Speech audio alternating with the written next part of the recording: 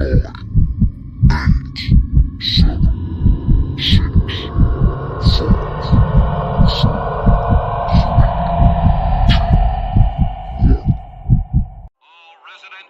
go in and stay in your houses. Drive the rats in the tank area.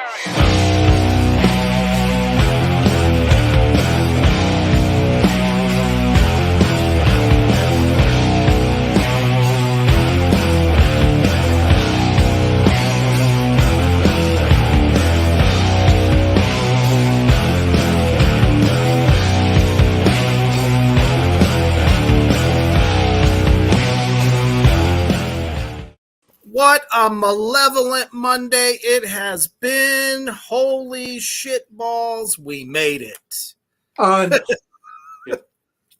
Unholy shit is correct. For everybody that showed up last night for director James Dean, as I said before, not the dead one, he's alive. That was fucking awesome. So if you didn't get a chance to catch the first of Reaper's Holiday Blasphemy Month, check out that interview with director James Dean of soon to be called classic Triple Xmas. And if you saw the you'll see the trailer. You'll see why it's called Triple Xmas. I saw it. All right. So definitely now is the time to go ahead and share this out everywhere. And everybody coming in right now, we appreciate you choosing us for your Monday night blasphemy as always, especially metal. But before we get into this awesome fucking edition we got for you, we're going to take a quick commercial break to our brothers at Villain Arts Tattoos. Check that shit out.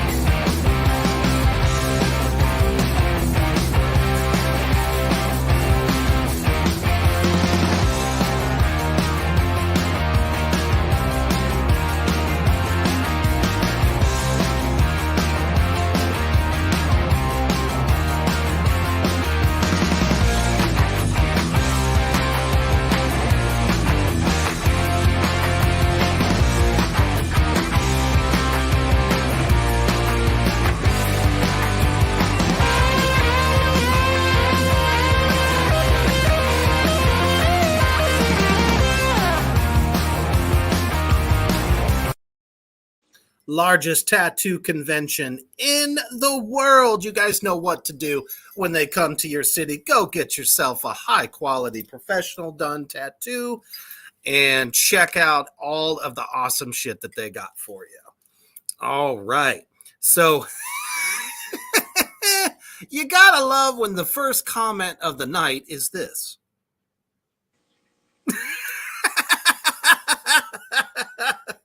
Mouse Bong for the win thus far. What's up, Kyler? Oh, that's all right. Man, everybody's been getting that fucking flu. I had it. I am back from the dead, as you can see. So hopefully you are built like I am, and it only lasts a few days. All right. What's up, JD? Good to see you, brother. Long time no see.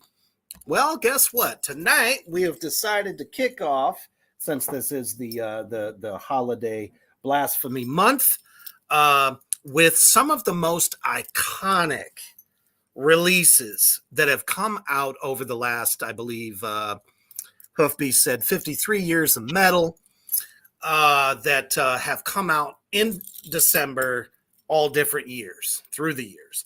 So I guess we're gonna go ahead and just jump right the fuck into it, man. We got a lot of good shit for you tonight.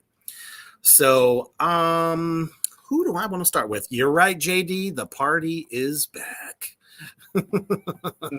Indeed, in full effect. So I'm gonna start off with one because this band gets a lot of shit for the last, I'd say probably maybe 5-6 albums of theirs. But still, nonetheless, there was a time when this band was just awesome. before their popularity grew and all that stuff. So I decided to choose Dimmu Borgir's all for all TID. I guess TID is the logo there. During this time on this record, they were a lot fucking heavier. They weren't so symphonic. The drums were actually very, very good because, obviously Nicholas Barker took over after a while. But I mean, their early shit, man, it's fucking ferocious. Great guitar. And like I said, the symphonic side of them wasn't quite there. But whatever was present is not very present. So I felt like, this kind of deserved, especially this type of band, being black metal, to be mentioned for the month of December. Definitely a big band in black metal. Although I don't care a whole lot for the symphonic. Exactly. This is before they shed what was super great about them. Yeah, like to see a black metal band with the great makeup that they put on. Oh yeah.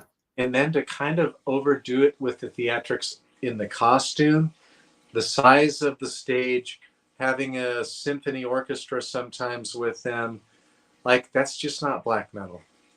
Right. It got a little too horror style. Maybe a little bit, like you said, a little bit campy.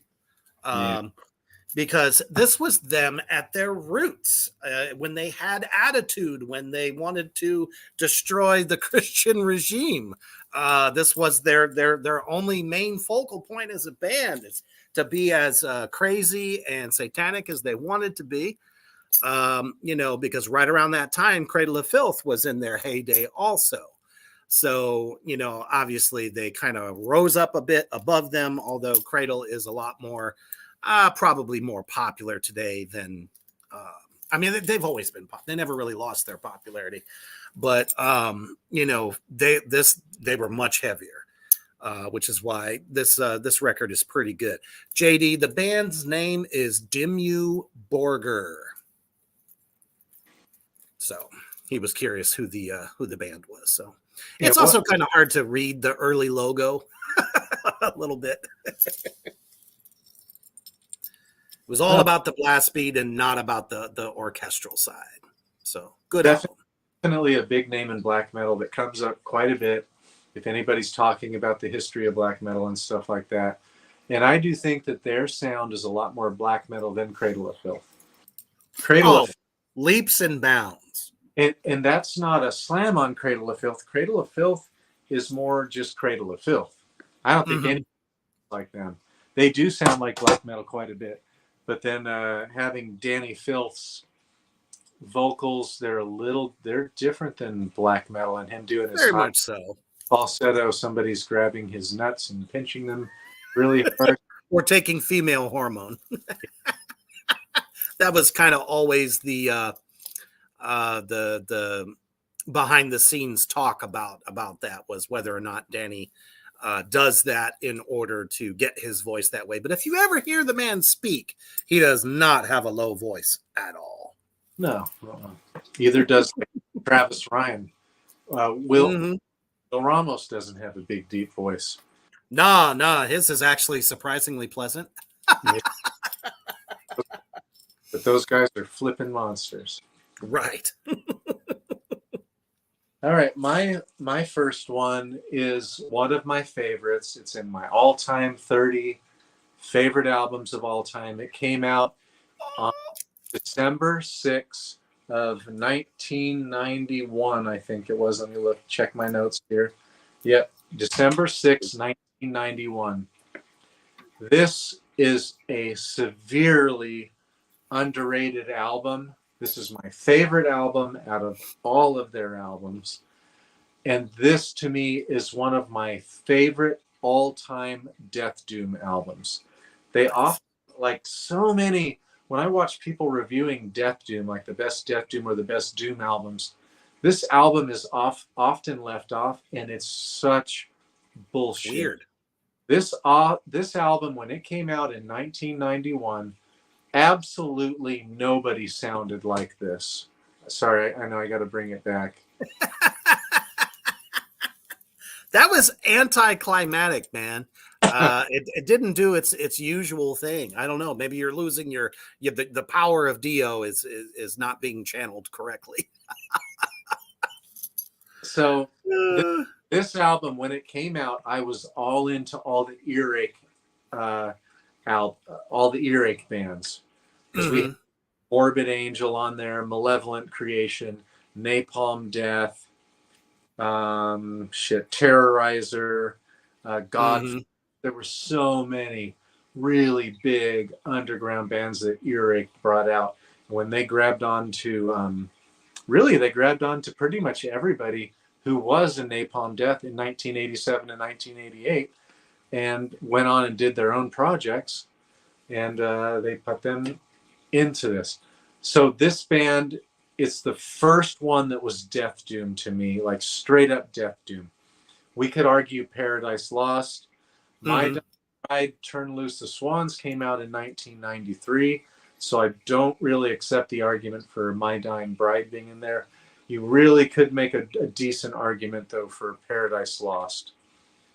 Although these guys slowed it down way more. They did not have the gothic feel that Paradise Lost did. And Paradise Lost picked up the tempo quite a bit, whereas fucking Cathedral did not.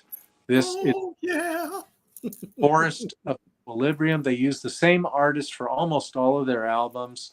The artwork is amazeballs, 100%. It's really creepy. It's really goofy. It takes you to kind of a Hieronymus Bosch kind of place to go to. Those are three of our favorites also, JD. Oh, hell yes. Then by the new Marduk album that came out this year, Memento Mori is it's sick as fuck. Amazing black metal. You're not getting anything really new out of it, but what you're getting, it's like Wataine's album that came out, I think, in April of 2021 or March of 2021. That album is fucking amazing. It's one of my all-time favorites. This new Marduk, like I love Panzer Division from Marduk, and it challenges that one. But anyways, this album is fucking awesome. Ebony Tears, Serpent's Eye, Equilibrium, just every single song. It's atmospheric, it's dark, it's super slow. Nobody was doing metal as slow as these guys did. And they had it right, man. They wanted to stand out from everybody and not be so much compared to a lot of the other Titans at the time. So, instead of saying, hey, let's try to make this go as fast as we can possibly fucking do it, they said, no, we're going to slow it the fuck down, because it literally sounds like Leviathan coming up out of the ocean, out of the pit, and slowly dragging his big ass around and just killing everything. Sorry. I'm in a mood today. It's a grand, big sound. You're being teleported to somewhere else in this album. It is an earphones super necessary. And all of these others that have done metal reviews that have thousands of followers and stuff like that, they're fucking messing out. I don't know how they leave this out. This is one of my all-time favorite metal albums, period. I often wonder... I'm sorry, go ahead. I was just saying, Cathedral, Forest of Equilibrium. Yeah, honestly, I think, and it's unfortunate, but if, the people that kind of sleep on them a bit, I think if they would have been around that time and heard them at that time, I really think that they would be fans of them to be able to follow the evolution, because, man, you gotta fucking remember this. engineering at that time it had just hit a good turn from that flat fucking sound of the 80s. Coming into the 90s, Pro Tools, things got clearer and not so muddy. And now it's like, you could hear somebody fucking fart 8 rooms away from the fucking studio and it's on the damn album. So, you know what I mean? So to really appreciate, the isolation of some of those records on those recordings, they'd probably dig them better, or just fucking pay $20 and go see a show. Go see them. For a lot of people that say, oh, this album's trash or whatever, go fucking see them live. You'll probably get the full onslaught of their awesomeness by doing that. It's such a good band. Boy, things up a lot, like in the following albums, but Forest of Equilibrium is my favorite of theirs by far. So chunky. I love the chunkiness. Yeah. I remember when I heard it, I just felt like this was the heaviest, although slowest album I had ever heard. It's so slow, but so fucking heavy.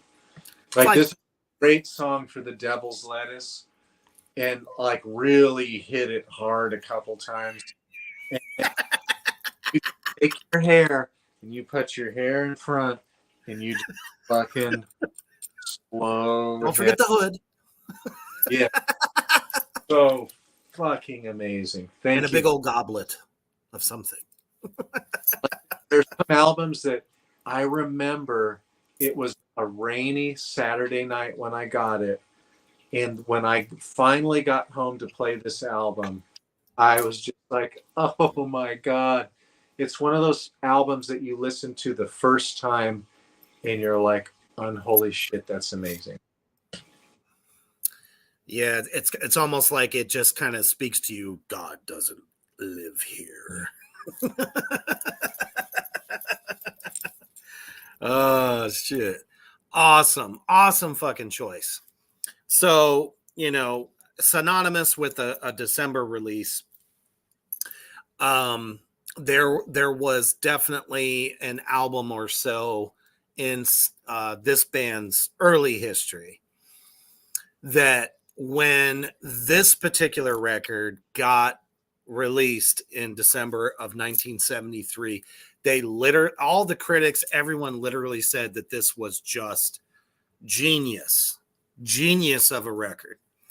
Now I'm a huge fan of most of that first 10 years of this iconic doom metal band, but this record was really brilliant in its construction.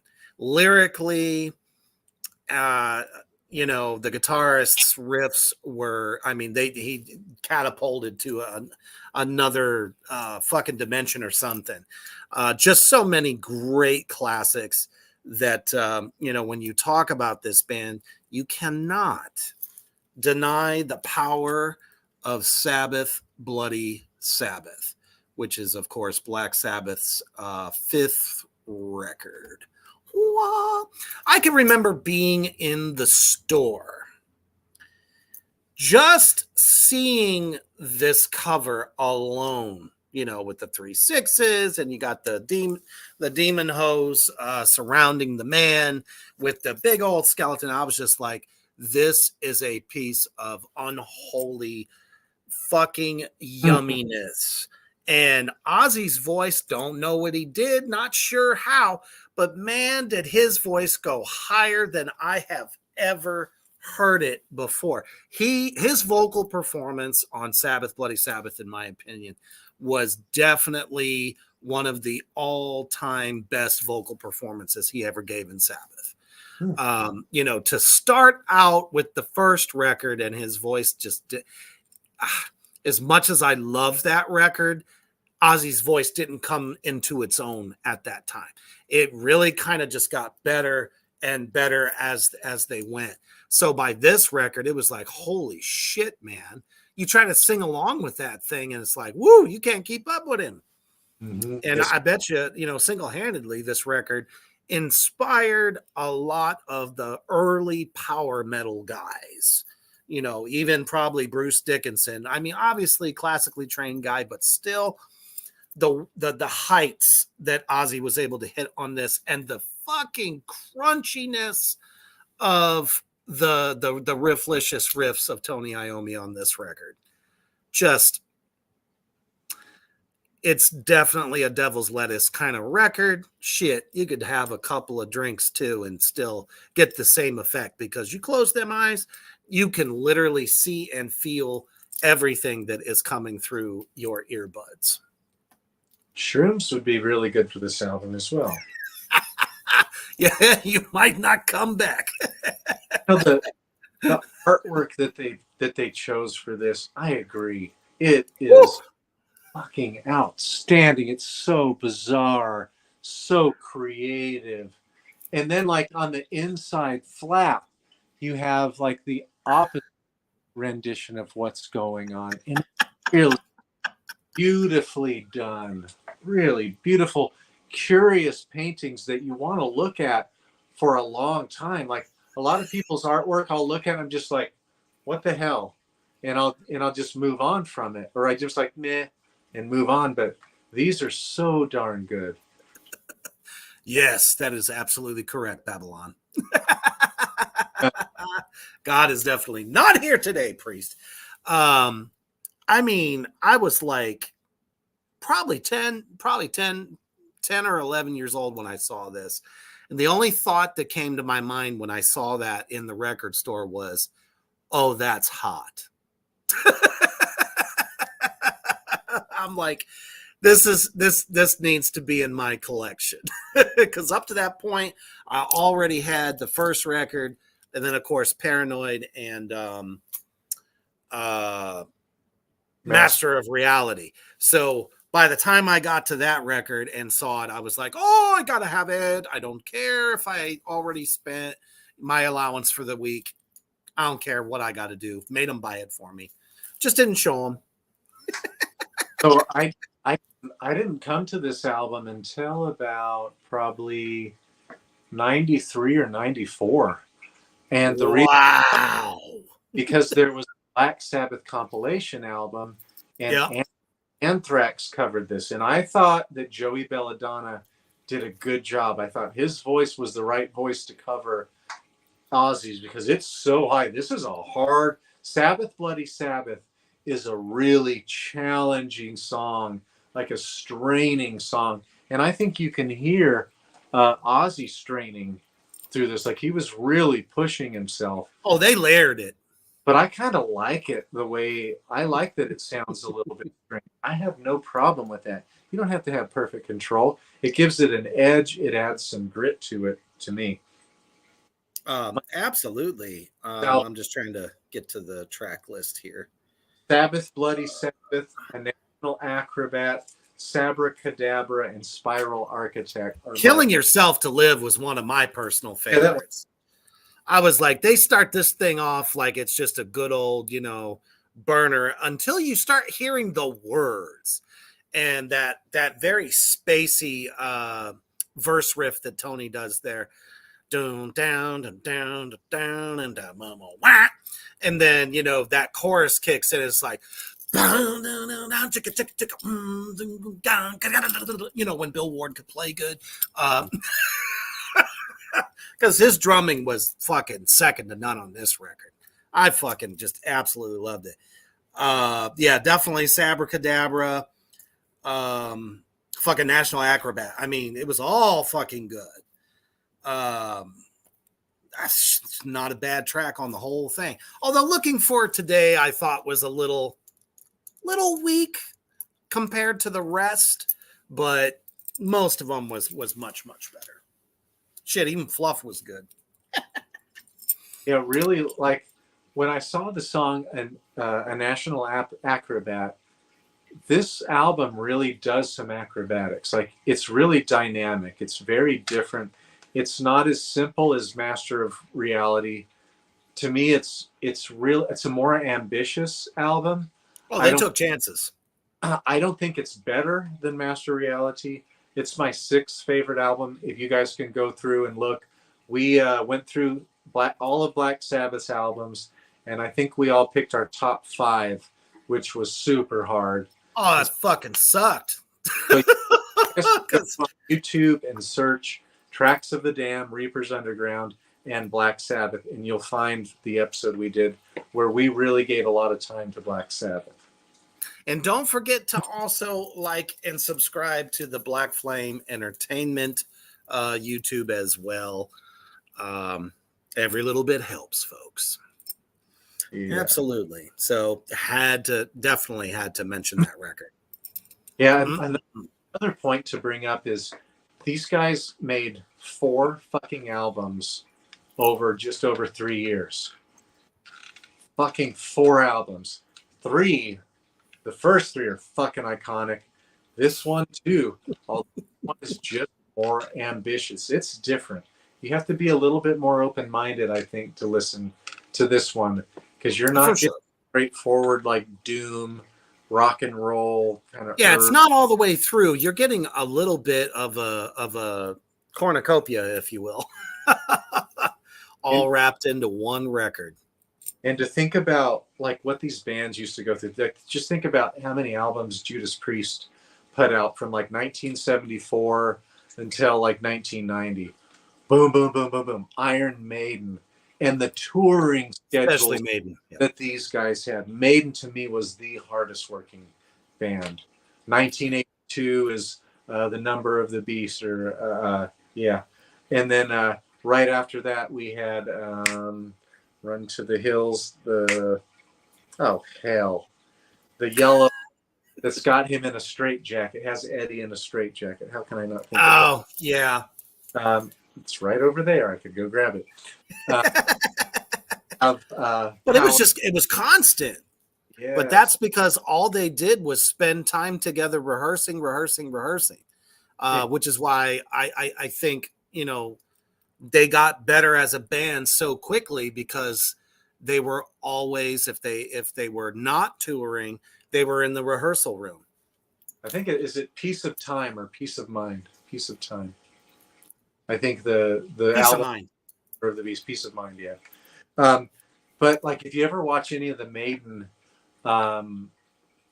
documentaries, I don't know where they had time to write stuff.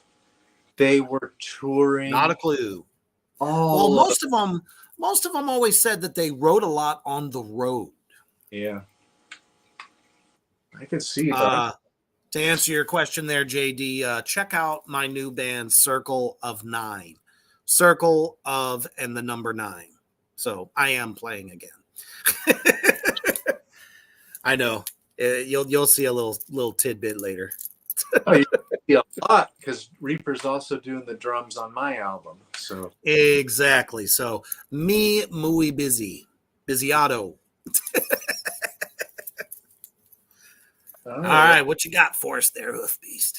Oh, let's do. We're gonna do 2010, and it's December 10th of 2010, and I don't know that this album is iconic, but the band is iconic. Mm-hmm. And what you get with this band is basically real dirty rock and roll, and the icon of the band passed away in 2015. I think it was on December 26th of 2015. A really sad day, because this was a pretty straight shooting dude that was a pretty nice guy too. I'm talking about Lemmy Kilmister's Motorhead. The world is yours. Literally. And so, there aren't a lot of choices for December. Like, you found that Dimmu Borgir, that was a really great find. And I'm sure there are some others that we've missed. So if you guys in comment land, drop a comment down below or write into us now live. What albums do you know that came out in December? I had a hard time. I came up with 7 that I felt were iconic. There was all kinds of like D-level albums that they listed, but not a lot of the bigger bands put albums out in December. But this cool, Mousebomb. Go ahead and drop that in the comment. This album has a bunch of songs that are all really good. They're really well produced, and maybe for Lemmy's taste, a little bit too well produced. I love having grit. Like it's like The dirtier, the better. they really compressed his vocals and didn't let his vocals kind of be as gnarly as usual. But it's a good album. It's an upbeat kind of happy time. The 5-day work week's over. I'm going out tonight and I'm gonna have some drinks. Kind of like this would be a great album for you to get ready to when you're going out on a Friday or a Saturday night. It's a lot of fun. There's a bunch of tracks, but what you're pretty much getting is rock and roll. Yup. Times, faves, warning. Yes, they're really good. That's a really good band too. Let's see. Born to Lose, of course, that totally sounds like a Lemmy song. I Know How to Die. It was a epic T-shirt as well for many, many, many years. Yeah. My favorite one was Devils in My Head, and the other one about the bitch. I think it's Bye Bye Bitch, Bye Bye. That one. Obviously about a breakup. One thing that I must talk about is the guitarist, and I forgot his name. Filthy Phil? Yeah, he's wearing Tevas with socks in the band photo. All I got to say is boo. That's so not metal. That's fucking cheesy, dude. Wearing fucking Tevas socks. They couldn't have had one of the better drummers to get than King Diamond drumming legend Mickey D on that record. And he did like a 9-minute drum solo when I think I saw him in 2011, maybe 2012. Great show. Like this shit does not sound like rock and roll. On the album, it sounds like rock and roll. But when you listen to Motorhead live, it just sounds like a wall of kill your ears, make your ears bleed. It's so fucking powerful. Loudest band I have ever seen, bar none. Hands down, Napalm Death is number 2. They're fucking loud. At least I saw them. But, oh my gosh, nobody could compare to Motorhead's. People's ears had to bleed every fucking show they play. Oh, dude, I was in a parking lot venue, packed full to the hilt up front for the Rammstein Motorhead show. And Motorhead opened up for him on the Zenzuk tour, which was like Rammstein's best album ever. It was their second record. And I'm telling you, man, when they wheeled out that old fucking bass cab, that thing was so big. I mean, it's like Goliath from biblical times. That's how big this fucking thing was. And the moment he plugged in, that thing shrieked, cut through the parking lot, knocked over. So any old person's wig that just happened to be, wearing it or whatever. I mean, no one was safe. The birds weren't safe. There was no wildlife. They were gone. The moment he started playing. That's how fucking loud they were. But damn it, hell of a fucking show. Mm-hmm. If I didn't get to see Rammstein afterwards, I was good. I really loved how Lemmy had his microphone up so high and he was kind of reaching up to it and just playing such an icon. And his voice was always so grizzled and dirty live. Love that. And his bass tone is amazing. I saw a really cool video yesterday and it was talking about the Rickenbacker basses. And it was, it was people attempting to get the same tone with like a Fender P bass and a few others. And they couldn't do it. And then they showed like it's hard to get a signature sound like that. Yeah, some of the biggest players like Cliff Burton played a Rickenbacker, especially in the earlier Metallica days. And then fucking Geddy Lee played a Rickenbacker. Oh, yeah. Quite a while, I think up until like 1983, 84. is when he started playing wall basses, and then he played the headless one. I forgot what the hell they're Steinbecker or something like that. He played one of those for never cared for those. But that's when he had the horrible mullet for the big money. Yep. Excellent bass playing on that. But man, Geddy looked cheesy with that. But the Rickenbackers they're expensive basses to get a hold of today too. Absolutely. And to answer JD's question there are female black metal artists. You just gotta find them. Holder. There you go. Hulder. That's probably the best one that's female led. Really good. She tours a lot too, and she's in high regard of all kinds of metal critics and metalheads.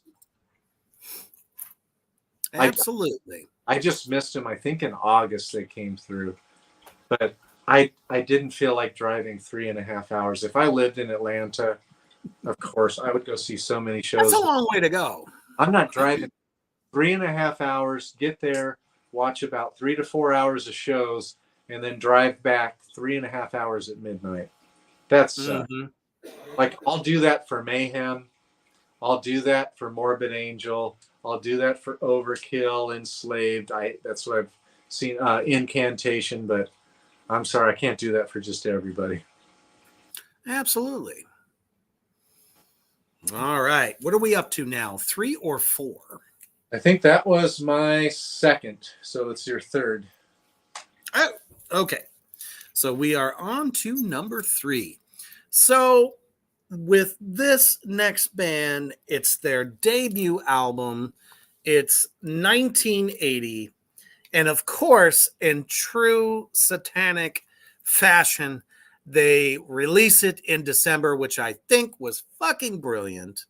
And as a matter of fact, we got to find out from Gene Hoglan that he happened to be there in the studio with them when they were recording this fucking life-changing album in the metal world at this time, where thrash was truly born, in my opinion. This band single-handedly, just with anything from artwork to the most blasphemous fucking lyrics that anybody at that time who hadn't heard Merciful Fate yet, but here in America, this band really kind of just kicked it into overdrive, and really knew how to gain instant success with fans. Because, I mean, it was the Satanic Panic time, and people were tired of fucking dealing with the man, the church, and everything else. So these 4 chaps gave us one of the most iconic thrash metal albums, speed metal, whichever you want to call it. Probably speed. I give you Slayer's first fucking record, Show No Mercy. Now, when this thing was in the vinyl section, you saw this and instantly said to yourself, I have got to listen to this album. I'm sorry. Actually, it was released in 83. My bad. December 3rd, I think, 83. Yep. On Ozzy's birthday. How about that? Kind of a fun little fact. But with songs like Evil Has No Boundaries, Antichrist, Black Magic, Tormentor, one of my personal favorites off the record, The Final Command, Fight Till Death, Die by the Sword. This album literally has nothing but anthems for the youth of that time. And we all ate it up like fucking M&Ms or Reese's Pieces. I was instantly a fan, and that's how I completely followed them through their catalog. Even during the funky time, when drummer Paul Bostaph comes into play. But Kerry King's signature sound and the great late Jeff Hanneman, their dueling guitar solos per song were nothing short of just amazing.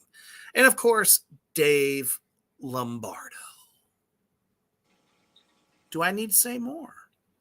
And, one of the, and as much as I hate to admit it, one of the most identifiable voices in metal. When you hear Tom Araya, it's not that he's good. It's not that he's amazing at what he does. He just had a knack of using a voice that didn't have a lot of power, but in a powerful way and as fast as he could possibly do it. Like I said, need I say more? So the only thing that we have to look forward to right now is Kerry King's new band coming out. Yeah, let's hope that he can make really catchy riffs, because I haven't really felt like their albums have been really catchy ever since Seasons in the Abyss. Not like consistently through. Yeah, you're going to find a song here and there, but they're not to the same level. They weren't as catchy. But this album, to me, they were heavily influenced by Venom, but they took what Venom was doing. Even with their album cover art, they one-upped Venom big time, and I don't think Venom ever adjusted, and Venom kind of fell out. I think they were also probably influenced by Bathory. Oh, big time. Bathory was more gritty, and kind of a similar sound, especially for 1983.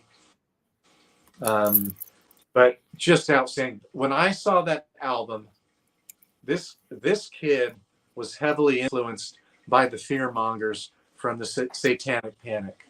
And so I didn't go near that album until about 1992. I mean, they were literally saying, back in those times that you will raise the devil by playing this record. And of course, all the backwards messages, if when you spin the vinyl around, man, look, anything they could say bad to keep people from buying that record just made everyone want to buy it that much more. And that's why it's still to this day one of their most classic records. Personally, after Seasons in the Abyss, they didn't have another true winner until God Hates Us All album. That album from forward to backward was, in my opinion, they finally had a real record. Diabolic Musique, I didn't really care for it. Most Slayer fans didn't. The only people that kind of jumped on board for that were Paul Bostaph fans from his previous band before getting into that. So, but, War Ensemble, I mean, they've given us so many just killer fucking records.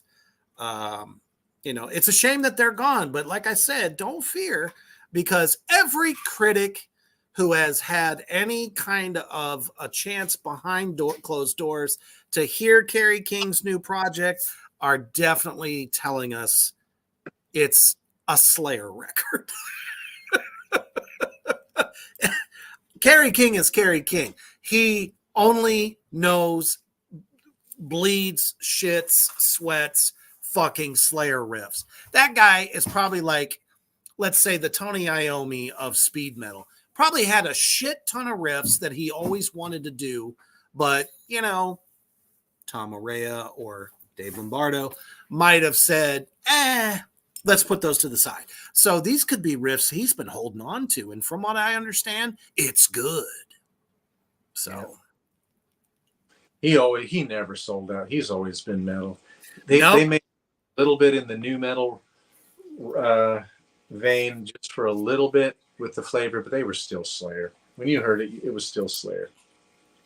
It was definitely still Slayer, but it almost sounded like they bridged kind of the gap with hardcore, just in some of like their breakdowns and stuff like that. But at the end of the day, it was still Slayer. Yeah. Appreciate the compliment there, JD. My next one is a band that started out kind of like Death Doom, more death metal, and now they are almost an easy listening metal. I would call them metal gaze. That's kind of a different genre in metal. It's more relaxed, chilled out, clean singing, and I still love them. They're playing December 12th in Atlanta. Nice. I might have to go see them again. They were really good. Yeah, I'm talking about Catatonia. Catatonia came out with Dance of December Souls on December 14th, 1993. And there are a bunch of Catatonia fans that will not touch the more recent stuff. I love both of them. That's right. It's all really good. To me, the newer stuff is way more clever. I don't like. I'm not a huge fan of the last two albums because they're a lot more commercial than the previous ones. I like them to be kind of dark and bleak, and they can do the kind of metal gaze, kind of staring off into space, kind of slower beats, but there's a prog element into their work. But this album is recognized by a lot of people as, again, one of the first Death Doom bands. And then they just totally changed everything up. Kind of like, was that band from Finland? Amorphis. Amorphis started out, I wouldn't say Death Doom, but death metal, and then they progged out. And I love what they do today. But Catatonia is a heavy hitter. If you haven't checked out Catatonia, I don't think they've written a bad album. There are some that I would say are 2.5 or 3 out of 5 stars. And a lot of that is like they just kind of lost their nuts in a way, and they're like overproduced. Kind of like that Riot put out Metal Health, and then when Condition Critical came out, the guitars totally were neutered. They were very much, they were like way over compressed, and they didn't have the edge anymore. Kind of like Motley Crue, Shout at the Devil, and then going to Theater of Pain. A way much more produced, polished commercial record, and it lost the edge quite a bit. But that's my number 3, Catatonia. I think it's Dance of December Souls, December 14th, 1993. Nice. Gonna switch gears a little bit here to 2007. And from what I understand, it's a reissue, I believe. No, it was reissued in 2007, but its original release was much further back in this band's career. Probably one of, I don't know, the most popular, I would say, but maybe not quite the first, but the first mainstream melodic death metal band featuring a female lead vocalist. That's right. So in December, it is their debut album that really kind of changed the way the metal world looks at female lead vocalists in metal in a much different way, and definitely captivated audiences with this record. It definitely made a fan out of me. I mean, I've always been like I grew up with Lita Ford. I grew up with Doro Pesch, some of the Vixen, a lot of the original women in metal of all different parts of metal, whether it was more straight ahead, just party metal, or, a little bit heavier in different cases. But this band was definitely one of the first of its kind. And of course, Sweden. Sweden wins again. They just turn out acts like fucking gangbusters. And I know when you hear the name of this band, you're going to be like, oh, yep, I know who they are. Now, the current singer is not the original vocalist. And it was kind of a hard pill to swallow once the original vocalist left. But hey, we got Alyssa White Gluz, who is the wife of Doyle von Frankenstein. And the band that I'm talking about is Arch Enemy. If I can pull it down, there we go. And the album is called Black Earth. It definitely put to rest, can women scream in these types of genres? And with this record, they single-handedly gave us the answer to that question. And it's awesome. They have had a great legacy. They are still going strong to this day. So many good songs on this record. It was released in 96. I found it. Okay. The big single off of that was Bury Me an Angel.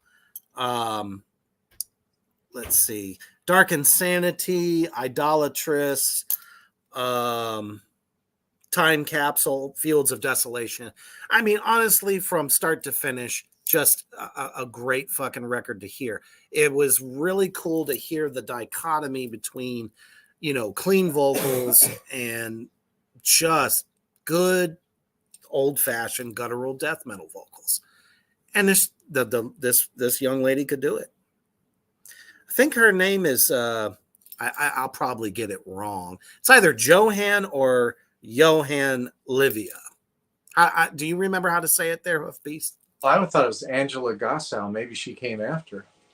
Angela Gossow is the one I know from Arch Enemy. Oh, you know what? You're right. I mean, this band's been around a long time, and they've had personnel changes quite a bit. Actually, let me see. I was really disappointed. Like, there's nobody you could replace her with that would have made me want to still listen to Arch Enemy. Like, I don't want to listen to him anymore I have not listened to much more than like a single or two that they've put out since then, because I was fucking pissed because I liked her. She was the first big woman to come out of not a big woman, but she was the first woman to make it big as a death metal vocalist. And really, how big do you make it as a death metal vocalist? But this is a band, like another little tidbit of information is this is after Mike Amott left Carcass after the Swan Song album. This is what Mike Amott decided to do. And Mike Amott from Carcass. And I saw him right after he joined Carcass, before they put out that EP in 1991.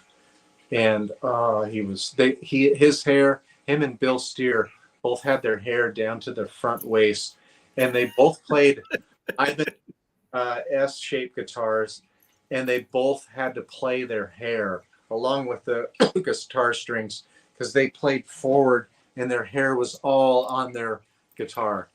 I don't know how they do it without getting it caught. I just don't. And that was probably my favorite show of all time. The show that I was blown away by more. I'd never even heard their music before. I saw this and I was like, oh my. So definitely an iconic album, one of the first of its kind. Absolutely. Just for Angela Gossow and what a pioneer for women. She showed women, hey ladies, we can do this. It's not about power. Think of all of the big metal artists, Will Ramos, Travis Ryan. So many of them have, like, I can do it. I don't have a big, deep voice. They have, it's knowing how to hold that pocket of air and manipulate it. And there's so many little pockets in your vocal folds. You have to learn how to force it out right. Exactly. Like, I'm not back. I didn't know how to do it. And I was just like, oh my gosh, how in the hell is she making these monster voices, because I thought it was all about kind of yelling. And so when I tried it in the early 90s, I was fucking my throat up. Mm. And then I think most people did when they gave it a go before they really learned, oh, there's a technique to this. Yeah, to me, those that kind of do thrash and that kind of yell with thrash, to me, that's harder than doing a lot of the death metal. Most deaf. Absolutely. Doing death metal, you have to be relaxed unless you're doing the full out, like you're just yelling and you can gurgle kind of at the same time with the yell, super powerful. But to do most death metal, you got to be relaxed. You got to let your vocal folds flap around. Oh, there, I'm doing another little icon thing. The thumb came, I don't know why. And that's why I stay behind the drum kit, because I can't do it. All right, let's see. My next one is going to be, this is another big album on a lot of people's lists for heavy metal from the early 80s. And we're going all the way back to 1980. This is a band that lost a lot of their steam and then they disappeared. And then around 2010, they started putting out more albums, and they're pretty good, but they're not as good as this one was. And this, if you do listen to this album, it is a bit more dated. Like you're going back, kind of like listening to Venom. Venom is quite dated. It's rock and roll. It's kind of dirty rock and roll, but it's still kind of rock and roll. This is more like older, kind of like 70s kind of Sabbath. And I'm talking Angel Witch, and their album titled Angel Witch. And you can still find this album. They reprinted it in like 2010, so you can still get the CDs. And it came out on December 1st of 1980. So this is a band like kind of like Armored Saint. Armored Saint sustained a little bit longer, but like Armored Saint was starting to show up in Circus magazine and stuff like in 1982, 1983, and then they just kind of disappeared. You didn't hear from them much anymore because they didn't get more extreme. And it seemed like the bands that were making the magazines back then were getting more and more extreme. And Angel Witch, to me, didn't continue to develop and evolve. Like Iron Maiden, their first two albums are a lot more kind of rock and roll like. I mean, they're Maiden. They have the galloping Steve Harris chugging. We are Angel Witch, and this song is called Angel Witch on our record, Angel Witch. I would imagine that is a mouthful. Beautiful album cover. I would dare say that Candlemass was inspired by this type of album cover for their first, not their first, not Epicus Doomicus, but for Nightfall and like was it Sweet Dreams, whatever that, Ancient Dreams, the first like 2 or 3 releases after Epicus Doomicus Metallicus. It's real kind of like a landscape, beautiful, monochromatic, like kind of the colors of fire. It's got a lot of orange, red, and gold in it. Really beautiful. Absolutely. Okay. Excellent pick. Now, not sure how they got past me back then. So I am pleasantly going to go back and check them out. It's good. I would rather listen to Pentagram over Angel Witch. Definitely Sabbath. And then once we get into Candlemass and stuff like that, I'm definitely with them. But it's good stuff. But especially back then, this was really, really, really good. It was heavier than most and more focused on having kind of their own kind of metal, but kind of rock and roll, early doom kind of sound. Which I mean, I dig that shit. I take no issue with that whatsoever. Because you have to remember that Sabbath, yes, they were doom, but they gave us a heavier rock and roll at the same time. So having that kind of, part of their flavor, like you said, I mean, that's very much classic Sabbath. Mm-hmm. Yeah, definitely. And Sabbath really did have a lot of rock and roll sounds. Cool, no problem. That's a sign of the times. They couldn't invent everything right away and continue to invent and be the leader when everybody's strung out on all kinds of drugs. Absolutely. Because you noticed that some of their best stuff really did come out of all that craziness. Yeah. And was it when it so when it wasn't so much like that, I would say probably around Dehumanizer, and maybe some of those Tony Martin records, when there wasn't everyone just totally fucking whacked out of their minds. You got a different side, sometimes heavier, sometimes a little more commercial. It's just one of those bands that went through so many changes. All right, before we get to our final picks for the day, I kind of talked about this a little bit last week, and especially last night as well.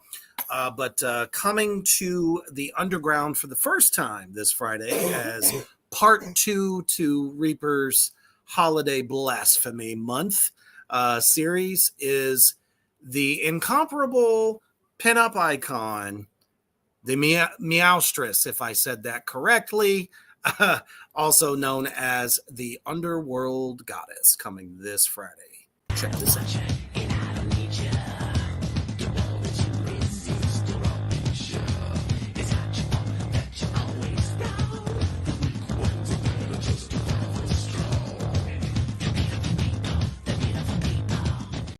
Literally does it all. Actress, horror host, podcast host. She does so many different things in the underground, and we're gonna sit down for a chat this Friday at 8 p.m. CST. Don't miss it.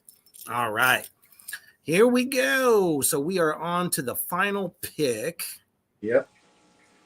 And this one is kind of in the same vein, I would say, as what you just said, as far as not being so heavy that, it's just, traditional heavy metal, but damn it, they were part of it as it was happening. So it's kind of hard. And I honestly feel that with their original lead singer, that they were kind of overall a heavier, dirtier band than when they got their second lead singer that's through to the present. They lost an edge. I feel like they kind of lost their dirtiness, their just overall tone, riffage, and ferocity when Bon Scott unfortunately passed away. But in the month of December, AC/DC made one of their most iconic albums of all times, Dirty Deeds Done Cheap, Done Dirt Cheap. So it's kind of hard not to put them in there, even though they're not as metal, as traditional metal is, but classic fucking songs came off of that record. I can remember the first time I saw a video from it or heard it on the radio. I was like, what the hell is this? And dude's lyrics were fucking insane, especially for that moment in time. So had to include it. Another really difficult vocalist to replicate. Like if you try to sing Big time Ozzy on Sabbath, Bloody Sabbath, that's a hard song to sing. You have to have a good range for that song. But to do the Bon Scott vocals, that's hard. When I moved to Kazakhstan on the first night, my first night there, they love to do karaoke. So when we did karaoke, my one friend wanted to do AC/DC. He's from the Netherlands. He loves AC/DC. And so I sang some fucking Bon Scott. Wasn't too happy the next day. I didn't quite blow it out, but I put really hard to do his vocals. And the reason why I bring this up is they're really dirty. If Motorhead is considered as metal and it's in that same conversation, or at least as one of the big bridges to metal, I think AC belongs in that too. Which is why I was feeling like I don't feel wrong for doing this. No, I don't either. Some people will, but I don't. This is something that my mother did not want to hear in the car at all. It was way too loud. It was not singing. And that was part of the big deal. When people started to growl and yell in singing, that was a huge turnoff. And there were a lot of people killing the messenger and not even giving bands a chance because it sounded so different and it was so aggressive. And AC/DC, that album in particular, that is an iconic sounding album.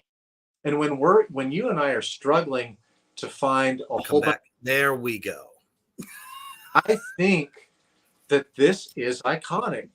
Who doesn't know the anthem Dirty Deeds Done Dirt Cheap? We all know that fucking song. It's so but I told absolutely the Back in Black album for the Hell's Bells album. That song's fucking heavy. Oh, and by the way, a funny thing about AC/DC is when I got to Kazakhstan, the duty I got in the morning was the Great Hall. It's where all the kids came and they had to stay because it was so fucking cold outside. So they all stayed in the Great Hall because it was too cold to go outside. And so I was the DJ. I was the morning DJ. So I didn't I wanted to play all the time. But I also was in charge of the bell to tell them to go to class. And so I played Hell's Bells. Yeah. Every fucking for them. And they love that song. They will never forget it. Those kids, that's how their day started, going to class. And you could see when they heard the big old gonging bells going off, they all started to class. Except for some little shithead boys that didn't want to stop playing foosball or ping pong. Right. I can remember the look on my mother's face when we were driving on a Saturday afternoon and the song Big Balls came on. Just from that alone, I was like, holy shit, man, this guy's awesome. And he's cracking me up at the same time. I mean, they were just honestly heavier on this record, not just the title track, but, you know, Problem Child, Love at First Feel, Ain't No Fun, just lots of high energy. And then, you know, when we get to High Voltage and the rest of the Bon Scott years, it just got even just stronger. So, you know, that's why Bon Scott's another one of those guys that when you hear his voice, you know who the fuck that is. Because like you said, no one can replicate that shit. Yeah. There's so many vocalists, and I know probably, hopefully people aren't really into rap on this particular show, but they all sound the same.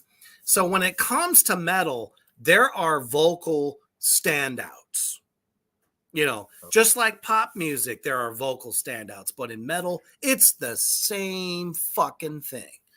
None of those guys sounded the same. When you hear Lemmy, you fucking know it. Ozzy sings, can't deny it. Dio, unholy fuck, actually.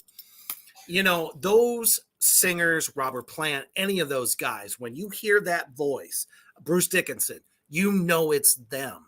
And AC/DC, man, I'm telling you, out there in Black Flame Land, if you haven't gotten down to some Bon Scott in a while, I challenge you to go out and do that. Listen to the Sabbath, Bloody Sabbath record. Fucking anything out of the Motorhead catalog. It's like when you hear it, a big old fucking smile gets on your face, no matter how bad of a day you're having. It makes you smile. Like it's it's a little bit positive and upbeat. It's not none of Sabbath, Bloody Sabbath comes out of the gates pretty dark, but then it's not quite so dark after that. But the like AC/DC, it's fun rock and roll, like heavy, gritty rock and roll. Absolutely. Good And choice. it transcended a lot of barriers too. I mean, shit. When they saw Angus come out with his fucking SG in that fucking schoolboy outfit, they're like, what the fuck is this? And he's like doing donuts on the stage.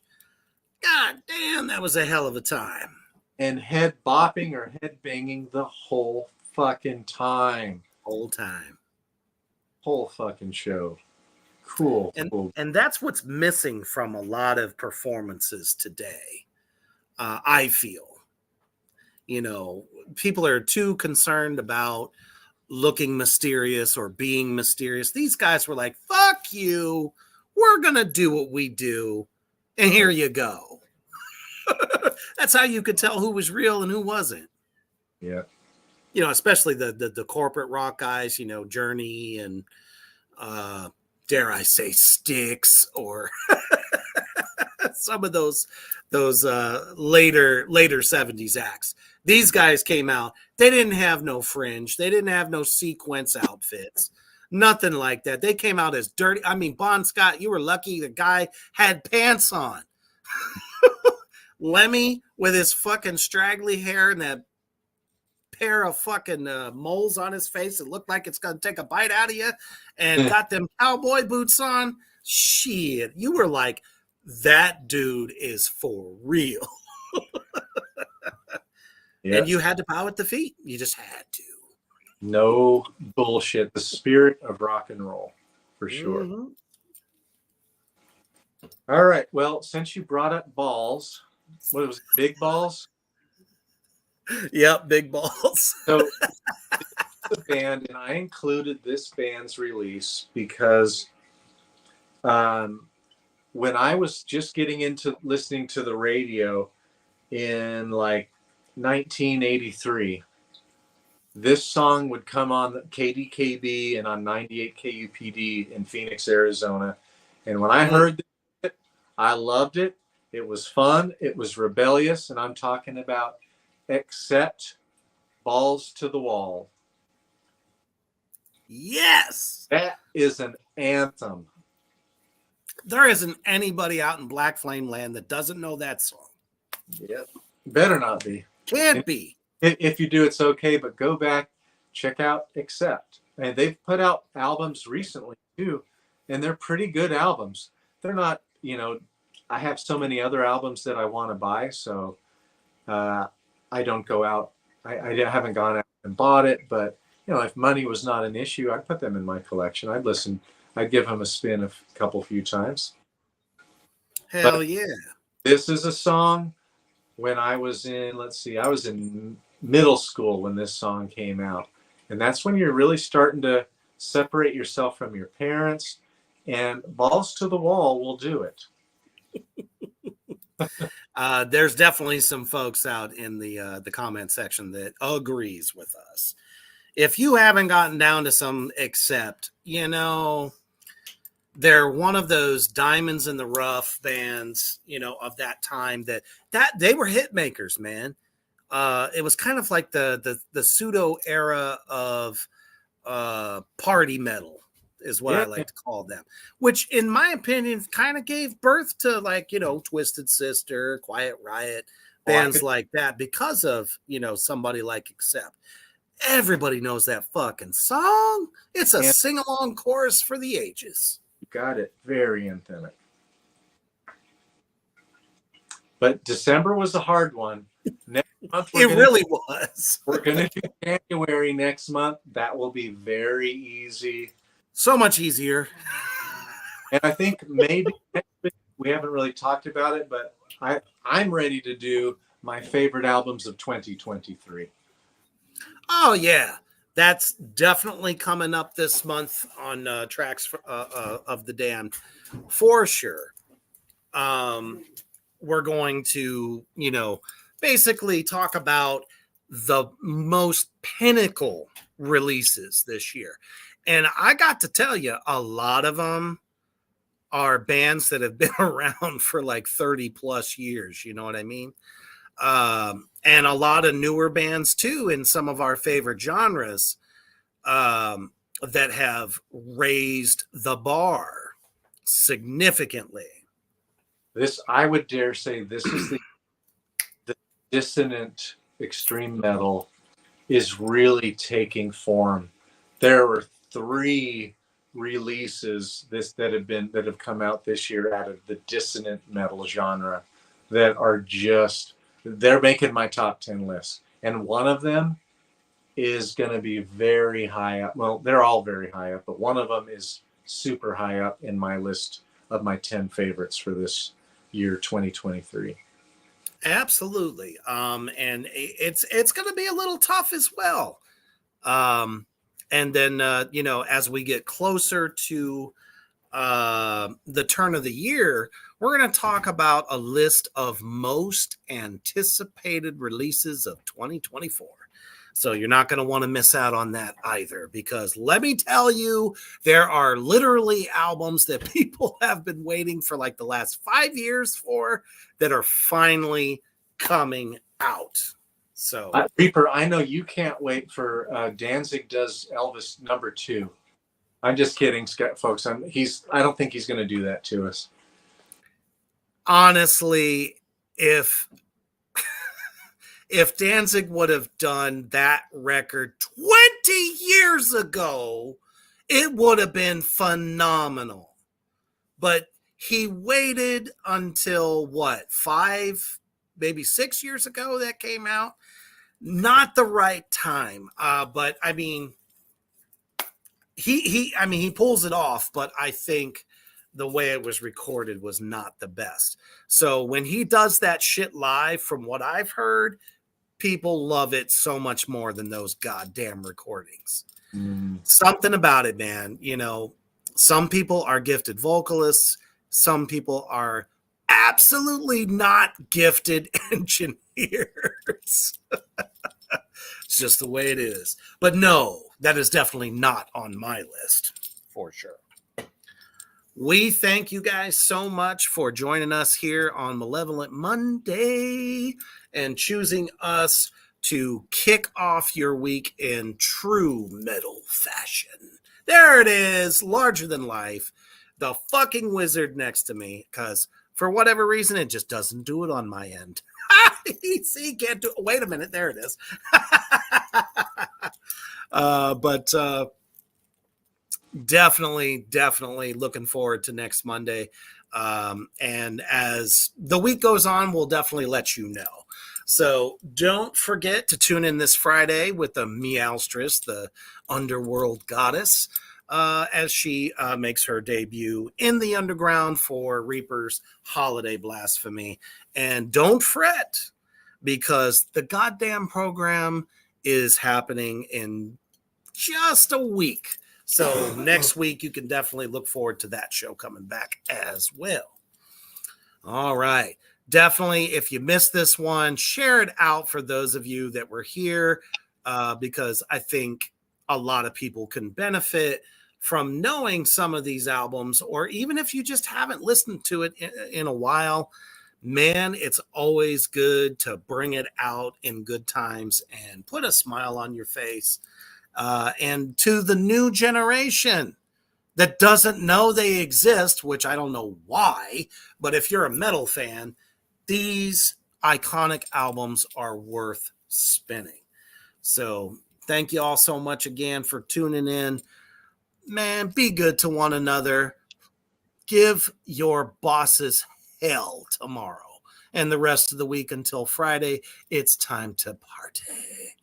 And always stay heavy if I can get it. Yeah. All residents, go in and stay in your houses. Drive the rats in the tank area.